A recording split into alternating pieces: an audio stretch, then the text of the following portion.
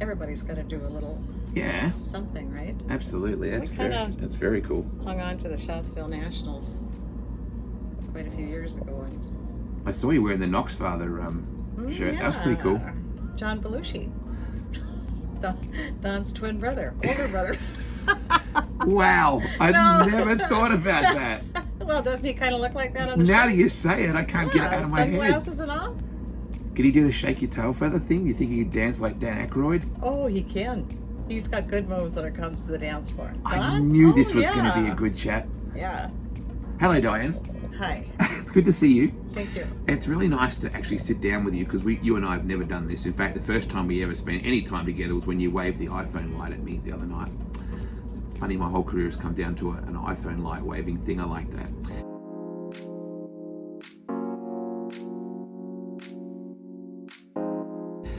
So tell me, when did you first see a sprint car? When did you first go to a racetrack?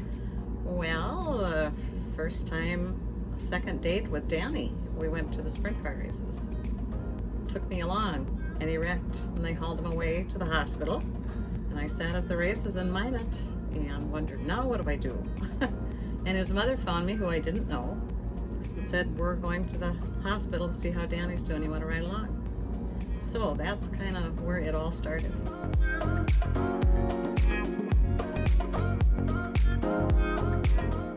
So where did you meet him? Where did you first see Danny? Oh, at a rodeo in Belva, North Dakota. I was barrel racing. Hello, what? I was barrel racing. We grew up riding horse. And he was opening the gates at the rodeo, 4th of July rodeo. So I go up there to go in, and he kind of hee-haws around a little bit. I said, are you going to open the gate? Yeah, he said maybe. And that's he had you captive. That's clever. I had no idea who he was. But so that's how I kind of got to meet him. Do you know what's a little bit sad about your grandchildren's life and my son's life is those things don't happen a lot anymore. Those organic meeting people things. It's now online. It's now I'll send them a Snapchat or something. But your future husband held the gate a little longer to stop you from barrel racing so he could look at you a little longer. I don't think that was just his nature. He probably did that to all the girls back then. Oh, it's a great story though. Yeah, that's how it started.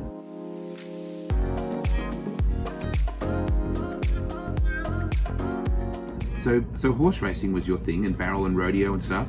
Just barrel racing. Yeah, and I don't know, we grew up, I grew up on a dairy farm, so we rode horse every day with the cattle. So it was just kind of a natural, and it was something that we could do locally. We had a local organization called Minot Trail Riders, so every Wednesday night we would go to the Minot Trail Riders, and it was for a lot of young kids. Had a lot of kids got started out that way, riding horse and competing, and I was never very good at it, but I enjoyed it.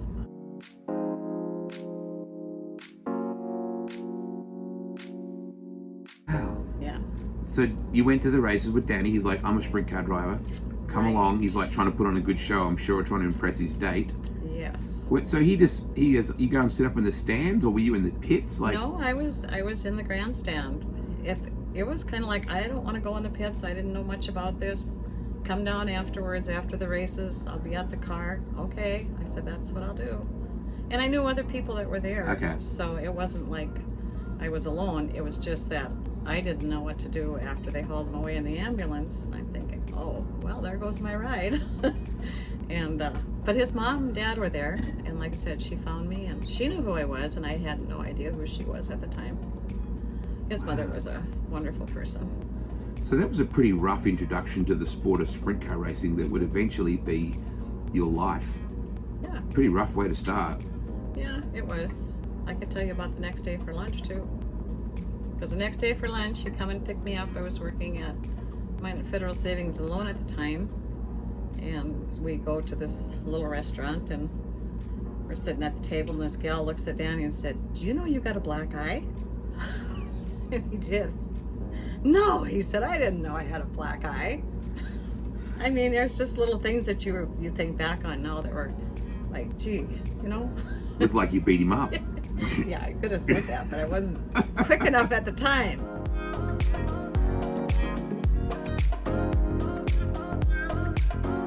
How long did Danny race while you guys were, 3 years. Okay, so not long. Not very long, no. So apart from the crashing, did sprint car racing capture you in any way, or was it just because your boyfriend liked it? You know, I enjoyed it. I really did. We knew everybody at the time that was racing, and it was fun to go watch everybody compete. It was. I enjoyed it. And it was, I think our nature, Danny and I, very competitive in many different ways, and it kind of gelled a little bit around the racing. Yeah. But then we started in the truck stop business, had the opportunity to get in the truck stop business, and I was showing horses, and he was racing cars, and so we were going to flip a coin to see if either one of us could continue down those paths, you know, and still get in business. And so one had to go. well, and I lost the draw, but it wouldn't have made any difference. I think he would have still kept racing for a while.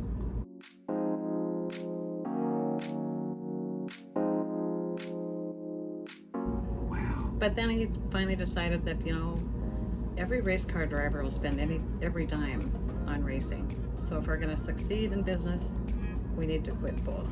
So that's when we got serious and started in the truck stop business, and just kind of grew from there.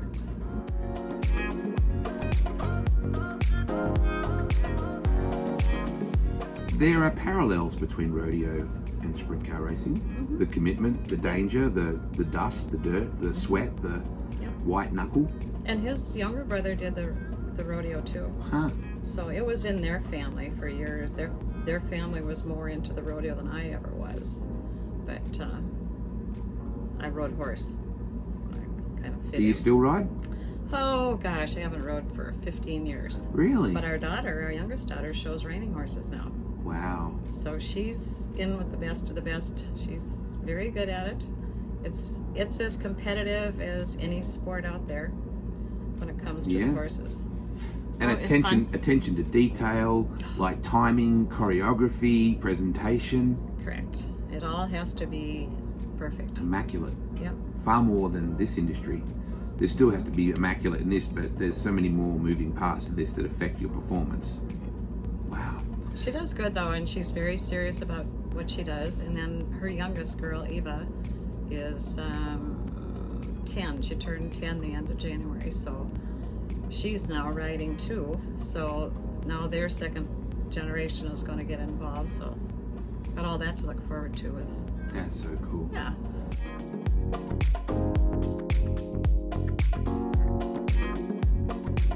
So tell me about Diane. We'll talk about that other guy later. He's got two sisters. What's Diane? I mean, she's very passionate about racing, and she's given you two beautiful granddaughters that are on their own path right now. Right. Was Diane ever into horses or racing, or what? She did. Diane and Krista both showed horses about the time that Don started racing. So a lot of times I was with the girls at the horse shows. Don was with Danny when he first started racing. And then the girls, by the time they got into high school and basketball and boys, the horses kind of went by the wayside for a few years. Yeah, okay. And then they had their own lives. Krista went to college in Minneapolis, and Diane stayed and went to NDSU in Fargo. And she was working for us already when she was at NDSU. So she's had I don't remember what year she started, but she was like a junior, I think, at NDSU when she started working for us. So she's been in the company for a long time. And then Krista moved away and went to college in Minneapolis and worked there for a few years. And then I think in 2011, I think, is when she moved back to Minot to run the facility there, her and her husband. I can't remember the years, somewhere in there.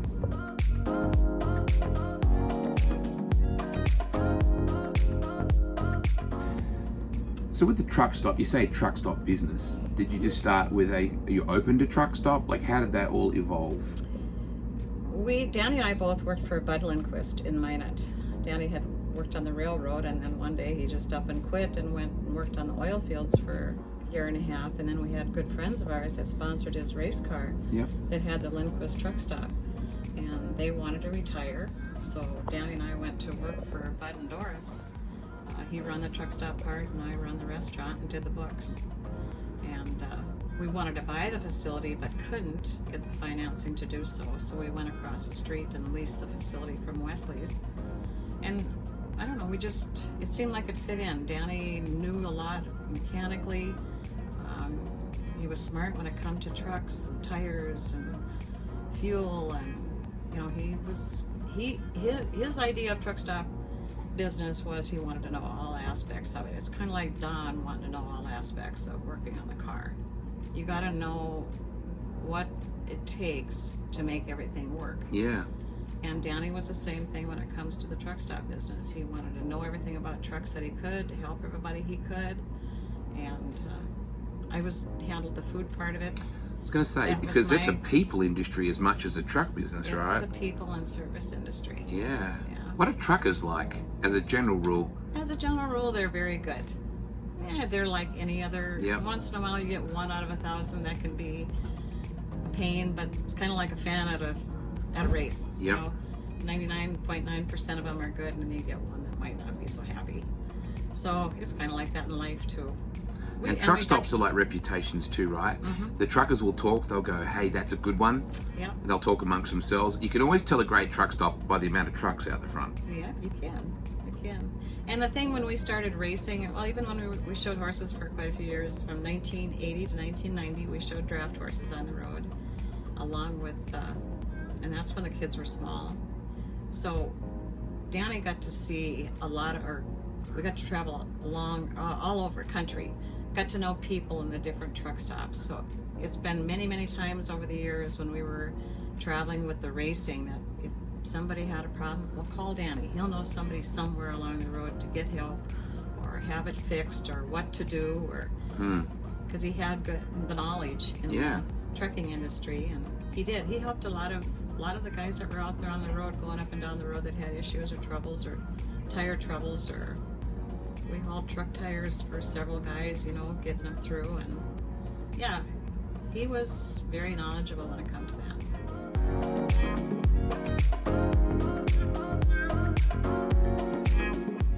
You speak about him obviously with a lot of pride. That that guy that held the gate a little too long obviously did a pretty good job of stealing your heart as well. Yeah, I did. Yeah, that's cool. Yeah. And you built a pretty amazing life together. We did. But a lot of hard work, it sounds like. We did. Yeah, we worked the truck stop industry, and same thing with the food. We were 24/7. Now we both felt like you have to have something to take your mind off of business, whether it was showing draft horses or racing.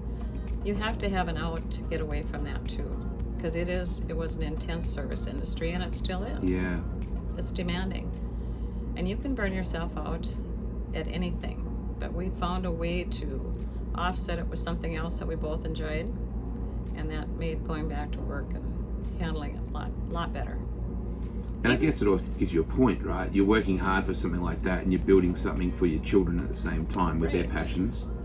Because both horses and race cars are not cheap. No, they're not.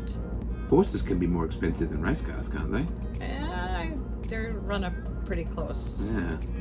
Pretty close. I see those bumper stickers that say "Poverty is owning a horse." I've seen those. Yeah, I haven't seen that one. Oh, I I'm have. gonna start looking for it. I'll send now. you one from Australia, okay? Okay.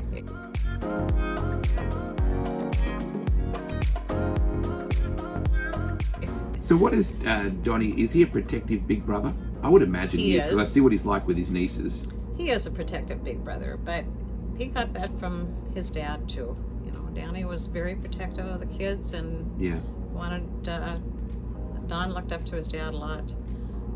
Got a lot of the same demeanor, common sense. He can fix about anything that there is. Yeah. He likes to be organized. He likes to get things done methodically. He's not one to. I was going to say organised. He's very organized, yeah. And you have to be. And yeah. But the girls are that way too. Both Diane and Krista are the same way. They have their goals. They have to organize their days and their extra activities with showing horses, or the girls racing, and Diane's other kids are softball and basketball, and sometimes I wonder how they fit it all in, but I look back and I think, well, we did too. Didn't seem like it was that complicated back then compared to now, but I look at what they do. Yeah, you do. You just do what you do. Have to do.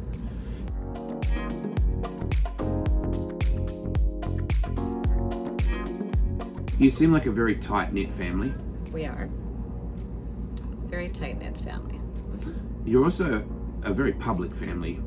Not that you seek it, but you're in that limelight no matter what. That's been a side effect of Donny being the best sprint car driver in the modern era. Yeah. That can't be easy. The worst part of that for me is not remembering everybody's name. And I don't, you see so many people at the races, and so many people know who we are, or you see them at the vending trailer, and you can remember the face, you don't remember the name, because a lot of times you don't hear their name. So that part I feel bad about. I feel like I'm discounting that customer or that person that knows us. Did you know everyone that came in the truck stop business? A good majority of them. Because there would have been a lot of those people too. Yeah.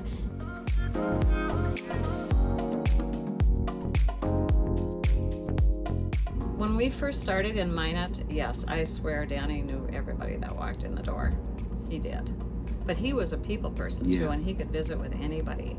I was kind of in the back working and doing books, and he was. And you were cooking too, right? And I'm cooking too. So what was your staple? What was your signature dish at the truck stop, Diane? Oh, the 99. What's the 99? Hash brown combo. Really? Hash browns, scrambled eggs, melted cheese. Yeah. You still make it? Ham, onion. Yeah. Oh yeah. So that's like a breakfast for the family thing, or? Oh, the Schatz Crossroads that Krista and Nick run in Minot. I swear they still serve 1,000 of those a month. The 99. The 99 hash brown combo. All right, I need to check that out. That sounds like a thing. Yep. Do you like cooking? I do. I did. I don't. Now I don't cook much. It's just me, so I don't cook much. But you know, when we first started, I had a sister that worked as a waitress, and I thought, oh my God, these gals make tip money. This is great. So we got in the truck stop business, and I thought, oh, I like this tipping. But then I would always be waiting at the window for the order to come out, and I thought, no, I have to be behind the window putting out the orders. So that was my forte. I like to get back there and just cook the food and get it out the window and know that the customer was happy. And yeah.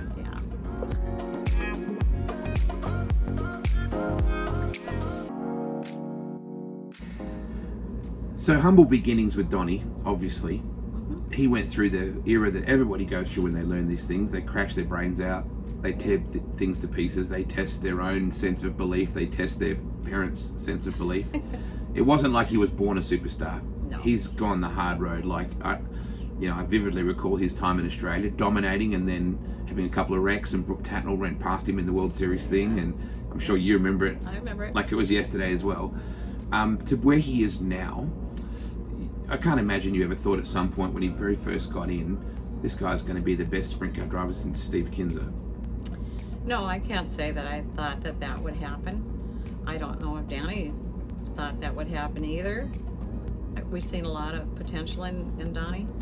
But the thing that we noticed early on was, like, when he first started racing, I used to video all the races, sit there, and it was kind of a boring job. But you know what? He would watch those videos over and over and over at night. He'd play them back on his little TV in the bedroom. Really? And watch them for hours.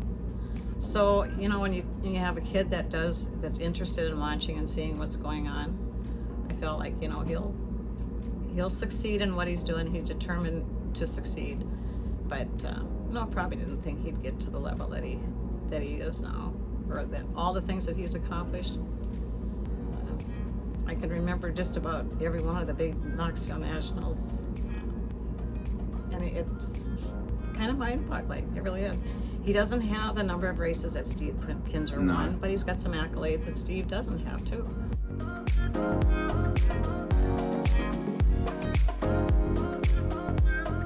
And I can remember going to Williams Grove the first time he won the National Open, and everybody booed because the Royal Outlaw driver, won the National Open. And you get the first one out of the way, and the second one was probably worse yet, and they threw beer cans out on the racetrack.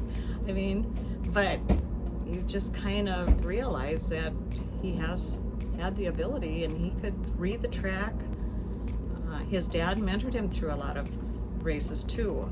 Danny was the type of person that could see what was going on the track, see what Don was doing. He was there at every one of them, and it helped Don a lot in his with the mental part of racing, which a lot of the young people struggle with now, I think. And some of that is because social media has kind of interferes with that program.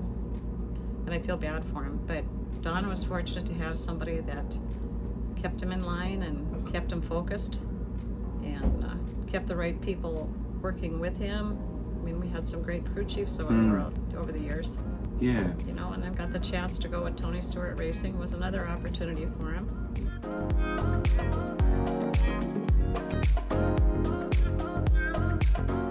I'm a proud dad of 4 boys. Good and for you. I can't even, they're beautiful. I hope to one day introduce them to you. The hardest thing as a parent is to hear any sort of criticism of them. It's, and it could be just that they said, oh, your boy didn't do that right, or something. And it doesn't happen much. I get a lot of very beautiful feedback that your sons are good boys, and that nothing makes me prouder. Yeah. I don't care what I've done in my own life. If someone says my boys are good people, I've won. You have an intensely contrasting environment with which your son has become a champion, yet is loved or hated with no real substance for why that should be, other than that he won. How do you cope with that? Well, the easiest way for me to cope with that is they don't know him like I do. That's how I cope with it. You know, you get people that'll say things, or you hear them, anybody but Danny Schatz, even at Knoxville this year. But they don't really know him as a person either. So I just feel like, well, if you don't know, that's your loss. And that's how I deal with it. So there's different ways to deal with it, I suppose, but that's how I look at it. So you don't personalize it. It's like if you don't like the Baltimore Orioles, you know, or the Chicago Bulls, then you that's not your team, so you don't cheer for them. I'm not a football fan. I don't care if you like football or you don't like football. I don't like it, but I am not going to be mad at you, and I know nothing about the game. Yeah. So that's kind of how I deal with it. I just feel like, well, you really don't know him, like I do, or you don't know what he's what he's gone through to get to this point either. You know, that he has sacrificed every weekend for 27, 28 years. You know, so. I shouldn't say sacrificed. He's dedicated he's committed his life to doing that because he loves what he's doing. So when I hear that, that's kind of how I deal with it.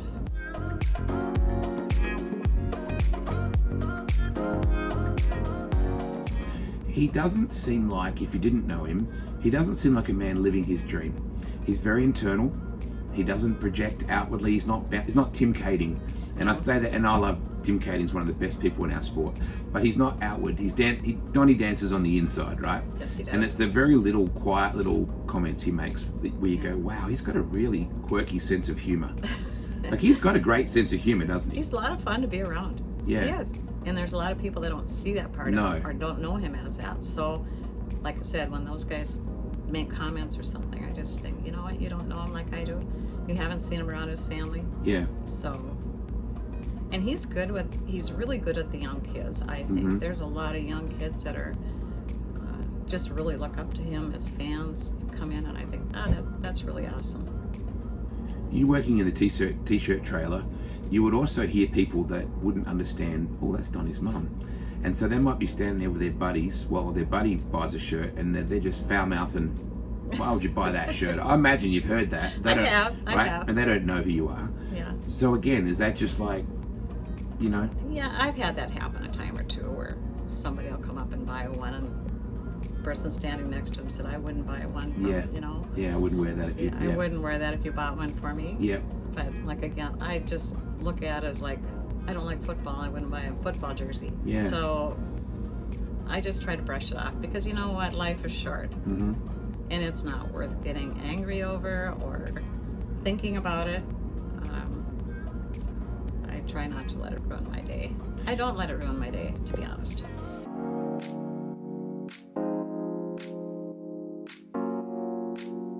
It does go full circle. Donny's last win at the Nationals was a very emotional and incredibly positive experience. Yep. And I think a lot of people, even knowing a little of the backstory with Danny, they went, hang on, let's be human here. Right. This is a phenomenal moment in his career and gutsy. I don't think I've ever seen a more gutsy weekend from him. And you know him better than anyone. Yeah, it was a gutsy weekend, and believe me, at about halfway through, when they did the stoppage on lap 25 or 26, I thought, oh, it's a long ways to the front, you know. But he stays focused. He always has. Yeah. I was just happy to see that the fans kind of just, he doesn't need them to. If you're not a Donny fan, it doesn't matter. The sport is about heroes and villains. It's great theatre. Right. But I did see a lot of fans cut him a little slack and go, I agree. He kind of is the best that there's ever been since that guy from Bloomington. Yeah, I totally agree. I was really impressed with the crowd last year or a year ago at Knoxville Nationals. Yeah. I really was, because there normally was a lot of boos and there was a lot of cheers. So As a person, that's got to be tough. I don't forget being his mum or his dad. As a person dealing with that, now he's had a lot of years, right? And Donny wouldn't be saying feel sorry for me. He's exactly the opposite of that. He'd be very uncomfortable, you and I even talking about this. But sorry, Donny, I got the camera, you don't. So how, I wonder, as a person, how you deal with that kind of level of negativity. Well, I can remember Don talking about it to Tony Stewart one time, and Tony Stewart saying, well, if you're winning, you're doing something right. Yeah. So that's kind of the way I look at it. You're always going to... And Tony knows. And Tony knows. He's been there in 16 different types of sporting and racing series that he's been involved with. Now 17 probably, 18 maybe. And that was kind of the comment from Tony. When you're winning and they're booing you, you're doing something right. So kind of don't spend any more time thinking about that than I do the one that doesn't want to buy his t-shirt and wear it.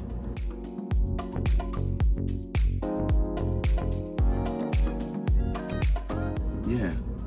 You said before that Danny could understood racing and he could see what the car was doing.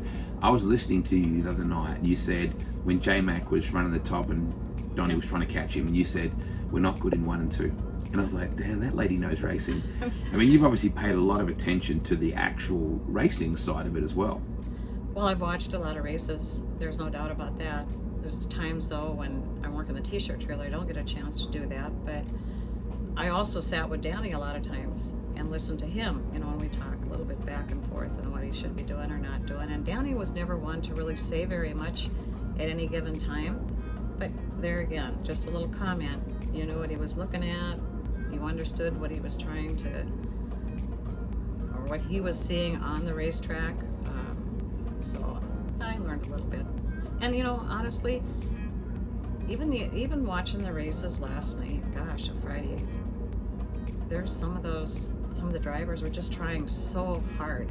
And I just feel like if they had a mentor or a crew chief that could help them and let them maybe video their race and point out a few things to them, I think they would be better race car drivers in the end. And they're lacking that opportunity. We put everything into trying to get him to be a better driver, not knowing he'd get to the level that he did. But Danny was always a type that if we're going to do it, we're going to do it right, and we did. So that means Don had to do it right too. He wrecked a lot of equipment early on. Everybody does. You know? It's part of it. It's part of it. Yep. Unfortunately. And it's easier than falling off a horse. A lot. Right? Probably, yeah. You're right, Wade.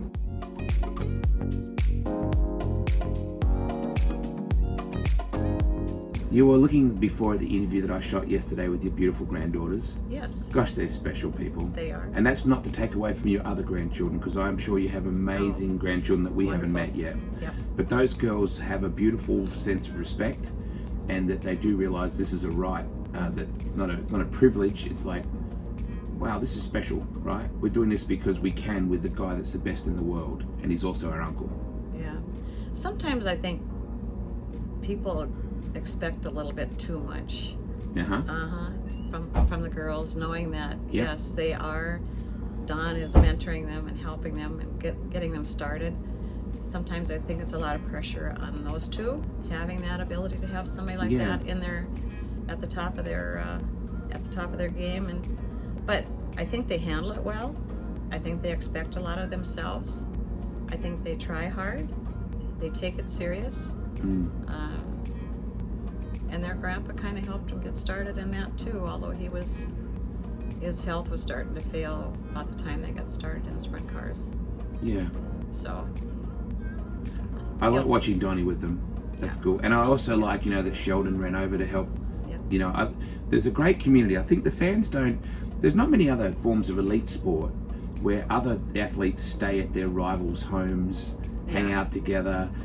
That what Sheldon did is indicative of the community behind the Outlaws that fans wouldn't see. Right. I totally agree. I wish that they saw more. And look, I understand that takes a bit of the theatre out of it, right? If you suddenly go, oh, they're all great friends, that's not what you want. You want them to go, those guys will race the sugar honey iced tea out of each other. Yeah. Not because they like hanging out together. Yeah. But it happens more than people realise. You know, about 6 or 7 years ago when they had the races in Fargo, we did a barbecue at our house. That was kind of Danny's idea. Let's all get together, invite all the teams. And we had 5 of the crew chiefs. Each gave them a barbecue grill, and they got to cook their own their own type of food. Casey Kane made a beautiful fillets, and I think Rick Warner did. I don't remember if Rick did ribs or what it was, but we served like 160 people that night, and they played basketball, and the little kids got to go riding on the 4-wheelers, and we got a big yard, and I thought, you know, that, and I can. Eli Gutierrez was there, and you know Eli from the World of Balance. He said, "No, I think this is the happiest day of my life." We had such a good time. Yeah. It was everybody was just getting along and having a good time. And I think all but maybe 1 or 2 teams weren't able to be there because they weren't in Fargo yet. But it was a great time. So things like that, I think, make the camaraderie even easier for the teams that get out there on the racetrack the next night and they're competing against each other. They get to know each other, and we've had some really fun times with a lot of the being around and getting to know the families individually. It'd be good if you could do that again. Yeah. I think you should do that again. You think so? Sure. I think that would be a really great Danny Schatz annual barbecue. Yeah. That could be that's what he started. It is. No reason why he couldn't revisit that. Yeah. We had a good time. I know there was like 160 people there, and we said, hey, we're going to eat at 6 o'clock. And you know what? Everybody had their whatever they were doing done at 6 o'clock, and we fed everybody. And did you have 99s? No, we didn't. Diane. No, we didn't. No. You even got a steak sauce. Oh, you got to have a big grill to make some 99. Yeah, right. A big flat grill. I want to try this. Yeah.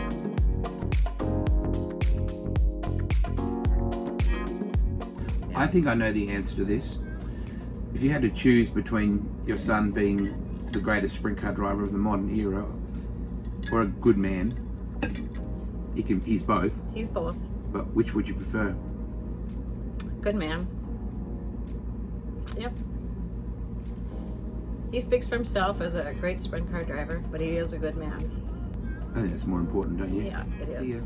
And I think the grandkids look up to him in that respect. So he's kind of proved that he's a good man.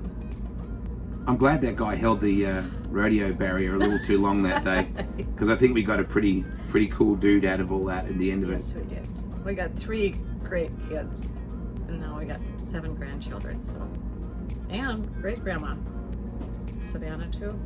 Okay. Oh yeah, absolutely. Yeah, with Eloise. Oh my God. But I've not changed my name. I said it's just going to be Graham. It's not going to be Great Graham. It's just Graham. They call me Graham. I said, no, we're not going to get any great in front of that. That sounds even older yet. So I don't want to get any older. Thanks for your time today. Well, thanks, Wade. I appreciate it. It's been fun. It has been fun. I want to try 99. Hey, I wish you could come to Fargo. I know. We I would need be to come to happy Fargo. Yeah. I need to go. That's Yeah. what the answer is. Go. I'm learning how to speak North Dakotan. How can we convince you to go to Fargo?